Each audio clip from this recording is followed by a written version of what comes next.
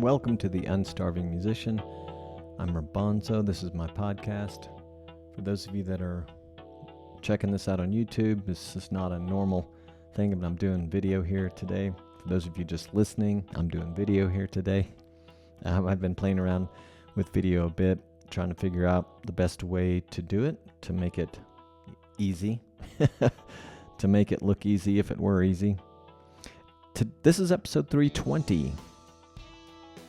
How are you, first of all? Where are you? What are you doing? What are you wearing? You can see what I'm wearing if you're watching. It's just a black tee. You don't know if I'm wearing pants or not. Yes, episode 320. I'm going to talk about musician health strategies as part of the Navigating the Music Industry series, which has been a long series. This one's been kind of a three-parter on musician well-being, mental health. And I guess I'll start with a little personal update. One of the liner notes editions on which this episode is based, Liner Notes Insider, that is. That's my newsletter, comes out every other week, every couple of weeks. And yes, I think I'd mentioned that I was going through some things with band relationships and health. And just as a matter of sort of relating to all of this, if you've been following this series, my health is getting better. I was doing what I needed to do to get on top of it. So, rest, saw a specialist, managing the stress as best I know how, keeping up with the exercise as much as possible, and watching my diet mostly. That was my things. My things are somewhat diet related. They could be stress related, who knows anyway. But I'm feeling good. I hope I look okay. Again, for those of you that are watching video. And then on the band relationship front, gosh, it got a little thicker. So my acoustic project in which I sing, I decided a while back just to center it around me as far as what the project was called. So it's just called Rabanzo. And in doing so, I was trying to ward off any possible conflicts of interest, I guess I was seeing. And I say conflicts of interest, but just basically things not going my way for the purpose of serving the music. I wanted to just give myself a little excuse to have more control or be more controlling if necessary. I don't really like to be controlling, but I like to be in control, don't we all? Anyway, so a while back I parted ways with a really good friend, just from the music project perspective. It's, we're still friends, which is amazing. But then I had to do it again, and these are again just things that weren't working out. If you've ever had to do that with band members or been on the receiving end of that, it's never any fun. So yeah, the second one didn't go great, unfortunately. There were definitely some lessons to learn on my part, but I think, acting quickly sooner than later and being as kind as we can whenever we have to have these unpleasant conversations. And if you're the type that just needs to have them in person or has the time to do that, a great way to go. I didn't do it that way in either case, but I certainly welcomed that opportunity, and I still do. But I think everything's cool with one of these situations, the other one not so much. But hey, that's the way it goes.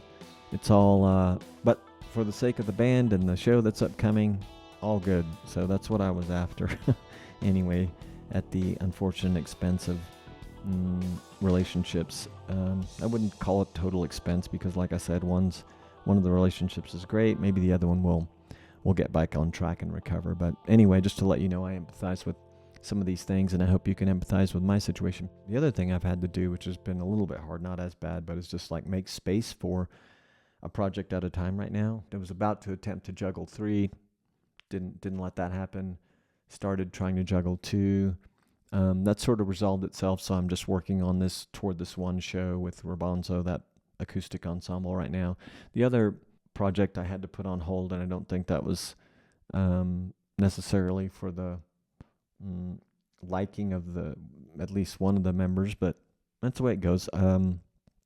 That's all going to be good though, but I just, I'm trying to take care of myself. It wasn't anything. It was mostly about me, I should say, and taking care of my own time and taking care of myself and focusing on something that I need to focus on right now. So anyway, again, all good, doing the best I can to learn from all these things I share with you guys. And like I always say, I don't have all the answers. Far from it. I'm learning with you. That's why I talk to different people. That's why I do so much research and why I take the time to think about this stuff. Being a sustainable musician involves some attention to mental health and relationships in music careers or even music endeavors that may not be full-blown career. But like I said earlier, this episode is based on a recent edition, couple of editions of Liner Notes Insider. That was part of a 3-part series on work-life balance and mental health things for musicians. Speaking first about the unique relationship dynamics in music careers, unlike a lot of careers, musicians experience blurred lines between our personal and professional relationships.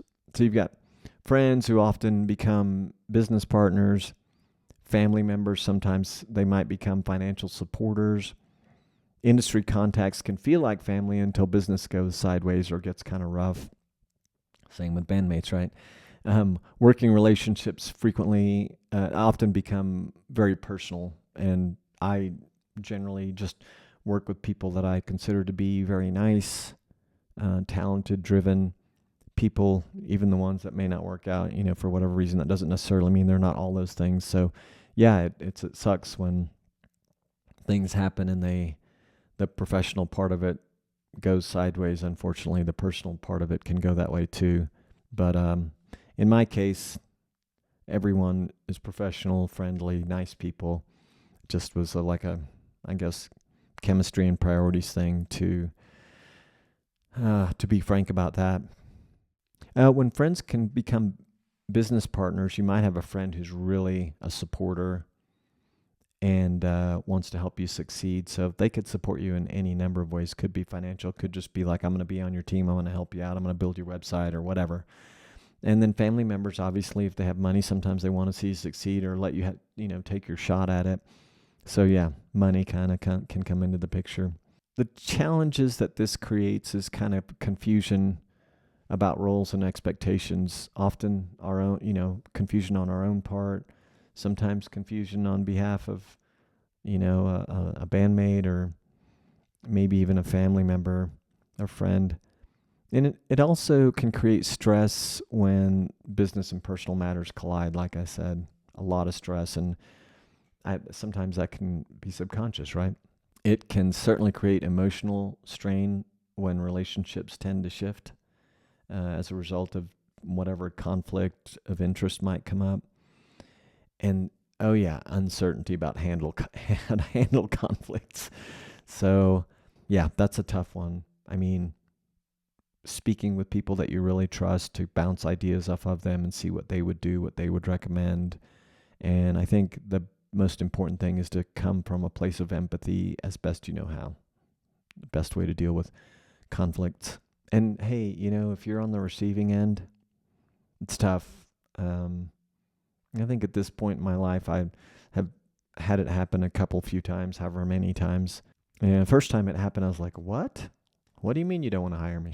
Because I'd had, always getting the gig, so to speak, or when just something doesn't go right with dynamics.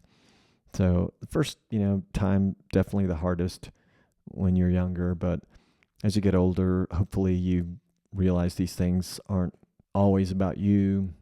Sometimes they are. But, we just have to try and grow and learn from these things when we're on the receiving end. One thing that can do is building a support network. The reason they can be so important for us is because, as I said earlier, a career or endeavor in music is pretty unique. You're really putting yourself out there. You're like an independent contractor all the time. Arguably, the arts are very underappreciated economically, and I don't mean that people don't appreciate it, but just in the attention war that's being thrust upon us every day, it's really tough. So having support networks are important just to, kind of keep going, keep your perspective straight. 4 key components of a support network are, the core circle, so that's going to be family, mentors, some fellow musicians, and some industry professionals. And then it is very important to nurture these relationships with transparency and that's just, sometimes I don't like to use that word transparency, but just like openness and honesty, always letting people know how you feel and trying to understand how they feel, and maybe being very upfront about the nature of the need that you might have and in requesting or asking for support, and being there for them as well if they choose to ask for it. And then we have to set healthy boundaries, even with supporters. So, you've got to we have to guard our own headspace, our time. I think when we guard our time, a lot of the other things just take care of themselves. When we stop guarding our time, when we fail to say no to things that we should, we're saying less to fewer things that we should, and it just gets out of control, doesn't it? Maintaining regular check-ins with a support group is a great thing to do, especially during intense periods. So when you have a support group, and this may be very informal. In fact, it's probably the best way to go. You don't necessarily want to be extremely formal about these things, but anyway, just having regular check-ins with them. Remember, you may be reciprocating by providing support back to the other side. All right, so let's talk about managing obligations and guilt. There's a complex emotional and financial obligations that musicians often face. The obligations can be financial, so there's the pressure to succeed financially and repay support. There is emotional, like debt to family, friends, early supporters, that gets wrapped around all that.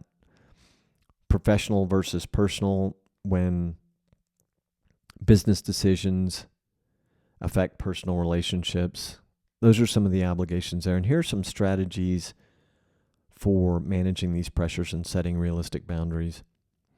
Clear communication about expectations, or setting proper expectations, as a friend of mine once said, this is the place to start with collaborators and supporters and family about what each person expects, and so that we can prevent misunderstandings later. I would say maybe even having a little written thing about, especially with supporters, so that everyone kind of has an ingrained memory of what the expectations were, is not a bad idea. So remember, clear expectations. I would say, like in the professional world, you have to use your judgment, right? Some of us make a lot of friends with everyone we work with, but I would say there are some cases in your career or your endeavors where you will want to either set or respect boundaries about what your relationship is. And that can mean a lot of different things, but I think basically just keeping that in context, and especially if you feel like you're in a position to need to set those boundaries, it's good to have those things kind of defined up front, or at least keep your boundaries up when you need to, in the event that things appear to be sort of going over the boundary, a little too friendly, for instance. And we should be careful sometimes about letting certain relationships get either a little too friendly, or letting boundaries get crossed because we didn't set proper expectations, or because someone isn't living up to the expectations that were set previously. And I'm thinking now about like the financial supporters. We kind of have to remember where we started with that. Those situations I would imagine, can get very, very tricky. We should understand that support shouldn't come with like unlimited obligations, and that's especially relevant to those of us who might feel indebted to early supporters or family members who help fund a project or their career. As I mentioned earlier, there's a sense of wanting to pay back the investment, but again, it shouldn't come with any unlimited obligations, which is why setting expectations is so important, particularly, and I'm sorry, I'm bouncing my camera around. It's so important when we're setting up arrangements where financial support is involved. And even time support, when we have people who are part of the team and working to support us, we have to be careful there as well, because time can be perceived as money, and you don't want to get in a situation where someone thinks that you owe them. And yes, perhaps you do owe them something because of the expectations that were set, and it could be simply money. But there always needs to be some limitations there. It's important to recognize that your financial worth isn't tied to others' investments in you. So there's a psychological aspect of feeling that, your value as an artist correlates with the financial success, or others' approval. So we have to kind of be careful about that. I mean, remember, investors can lose their money and entrepreneurs can fall on their face. And as a musician, you're certainly being entrepreneurial, and things aren't always going to work out. And it may not be the grand scheme of things that don't work out, but a project may go sideways, or maybe it can be career aspirations. So just recognize, again, that your worth isn't tied to the investment made by others in you. It's in here, it's inside, your worth is internal. Yeah, keep that in perspective.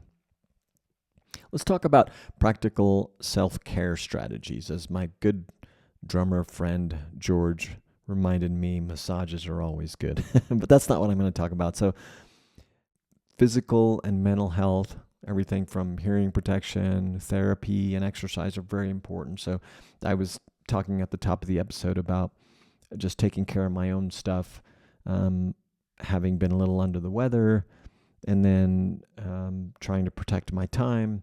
And actually all these things, rest, exercise, diet, they really help manage all the physical and mental health things that you could be facing. So I think it's just important to make all those good practices like hearing protection, therapy, exercise, diet, sleeping, non-negotiable. They just have to be part of your routine. Yes, you're going to slip sometime.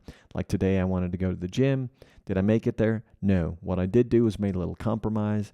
I did some of the cardio exercise that I often do at the gym, and I did some kettlebell swings, and that was it. So tomorrow, back to the gym. So that's what we have to do sometimes. Sometimes you're not going to get a great night's sleep, but staying on a schedule is great. There's not a lot more to say about that. Just remember where you're supposed to be. Don't be too hard on yourself.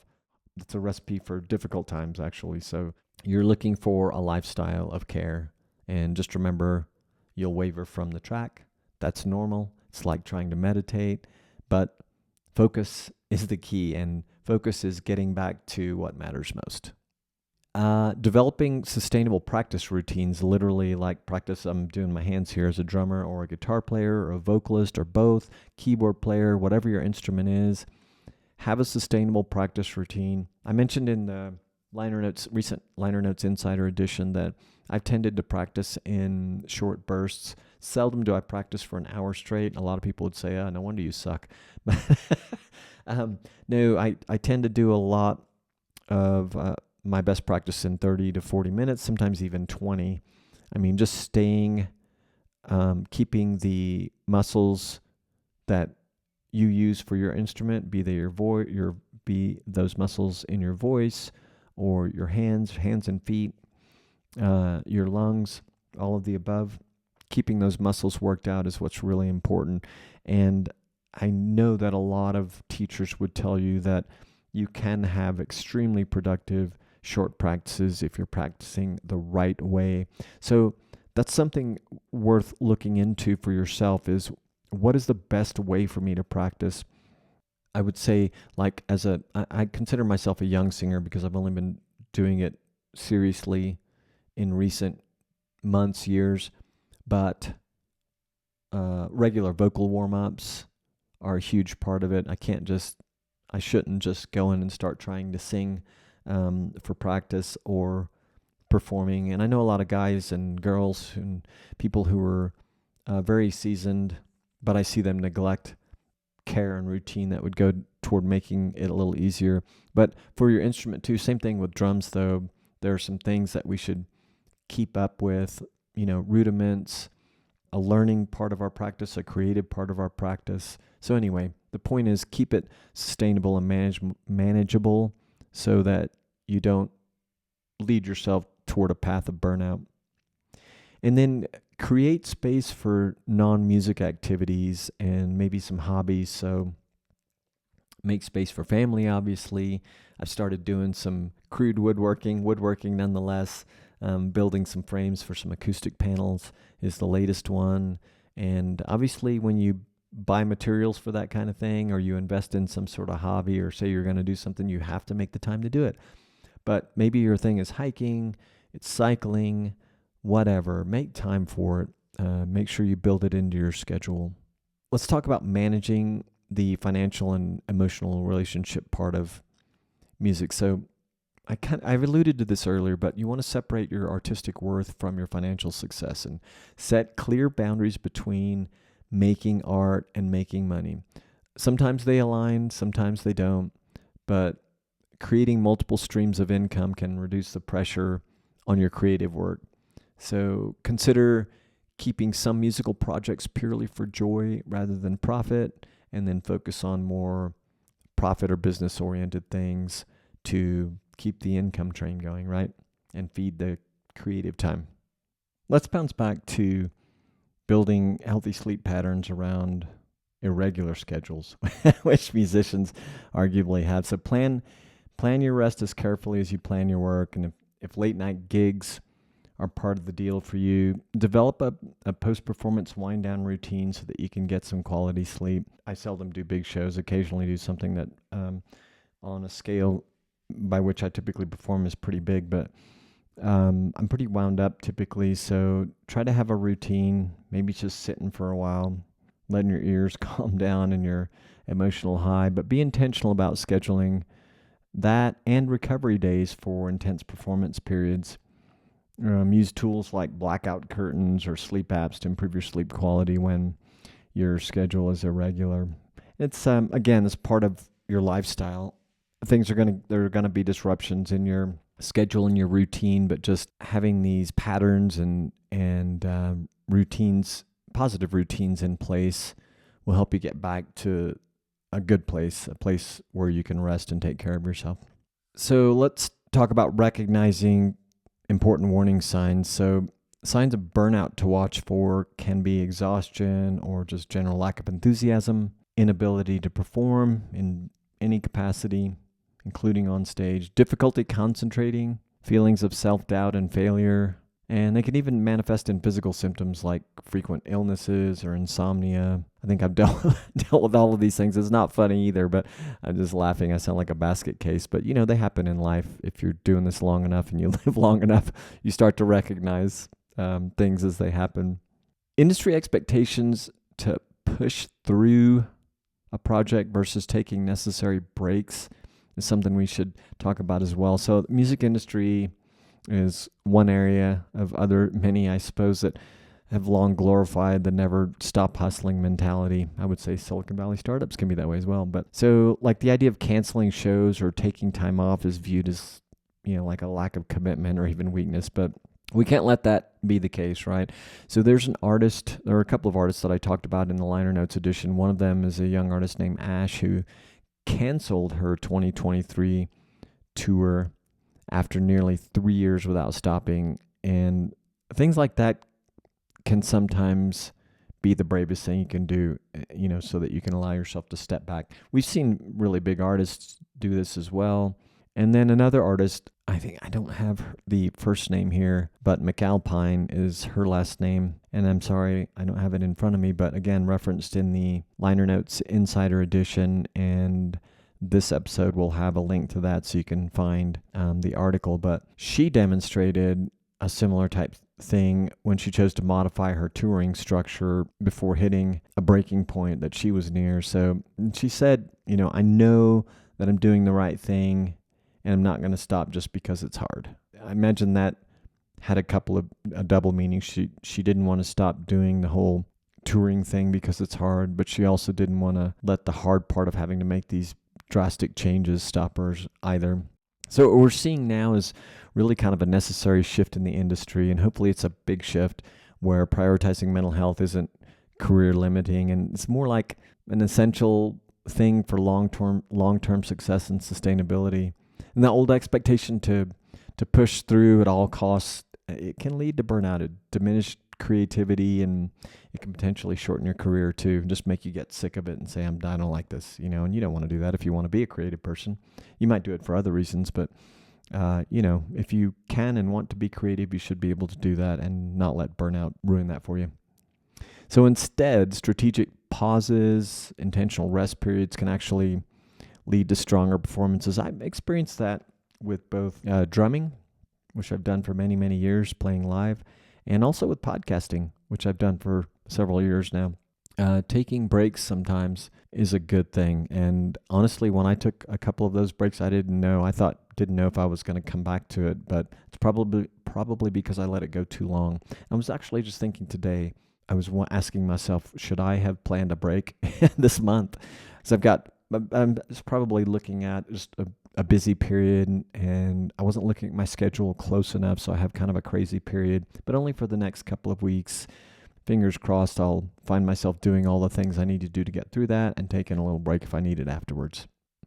The question isn't whether you can afford to take a break, it's really whether you can afford not to, right? Because legitimate burnout can be a total bummer. It can be a letdown to yourself and a letdown to a lot of others. So again, can you really afford not to take a break? Can you afford not to take care of yourself, not to exercise, not to take care of your diet, not to take care of your sleep? No, you cannot.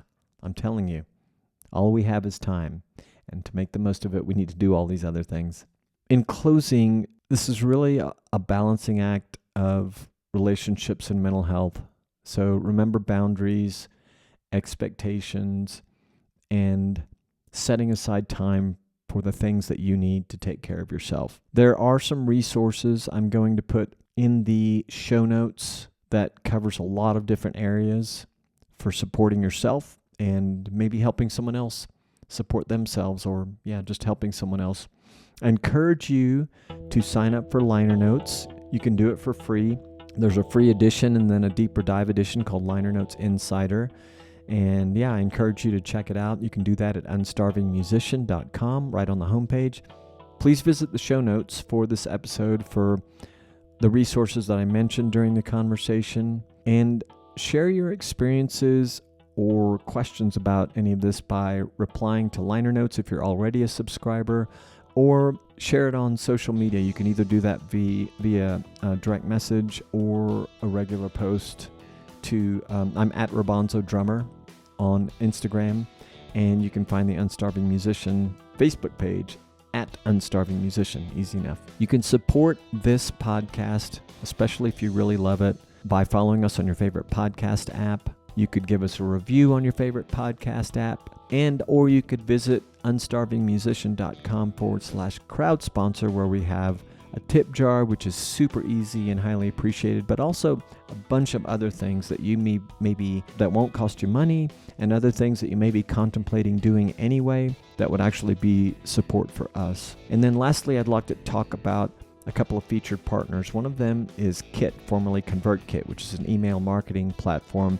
And I'm just going to tell you that nothing has changed my following like Kit email marketing services. They have this great thing called the Creator Network that has really blown up my email list, and it has far surpassed social media and even these episodes in terms of growing that list. So if you're thinking of changing providers, or you're kicking yourself because you didn't start doing email marketing before, Kit is a great place to do it. That's KIT.com, and they can help you potentially really grow your email subscribers and network as they have mine. The other one is Bandzoogle. Bandzoogle really has everything you need to get your music website, your band website, your artist website going. They've got some great e-commerce tools, some engagement tools, tracking tools. They've even got a lightweight email thing going on there. Design templates are fantastic.